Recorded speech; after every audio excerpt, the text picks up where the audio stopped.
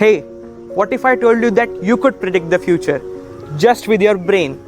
Moreover, you are a pro at it. You do it all the time, even right now. Don't believe me, just listen and see what happens next.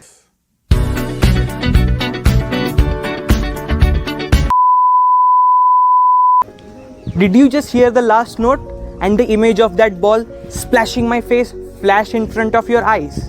And all of these happened before the ball splashed my face. Isn't it like experiencing the future? Whatever you experience may feel simple to you as you do it all the time.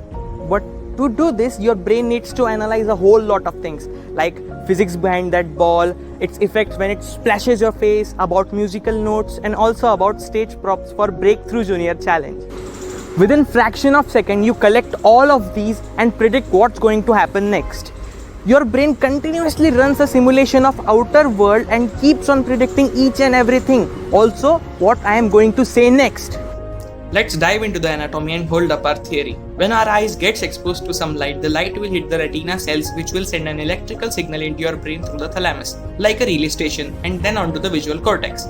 But if the brain was receptive, we would expect as many connections and nerves running from your eyes to the thalamus and to the visual cortex. But what actually happens is insane.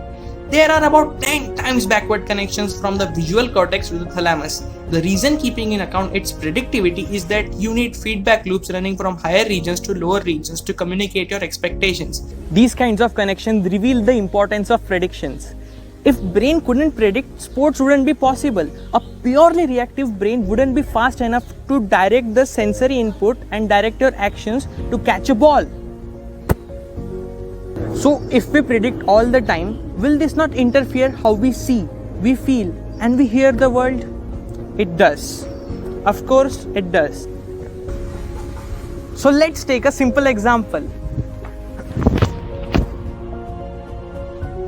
Color.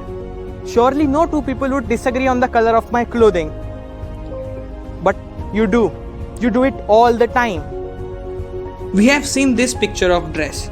Some of you will see it as white and gold and some black and blue. And it depends on the predictions your brain makes about the lighting conditions when this photo was taken. If you predict to see on a grey autumn day, it would look gold and white, and if on a sunny bright day, you would see it blue and black. You continuously compare what you see versus what you expect to see. And that is the main reason for your voice sounding different when recorded on tape. Well, the applications are numerous, guys. In the meantime, have you noticed the color of my t-shirt?